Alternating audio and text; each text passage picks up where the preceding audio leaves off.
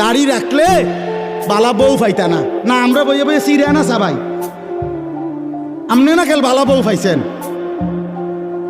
আমরা হুজুররা বসে বসে আপনি কি বনে না খাই উদা? কি বলেন আপনি এগুলো? এই সমস্ত বাজে কথার কোনো অর্থ আছে কি বলেন না কেন? শয়তানের ধোঁকা ছাড়া আর কিচ্ছু না, নফসের ধোঁকা ছাড়া আর কিচ্ছু না। কেন ছেড়ে দিবেন আল্লাহর নবীর সুন্নাত? হাসরের ময়দানে কেমনে দাঁড়াইবেন বাপ?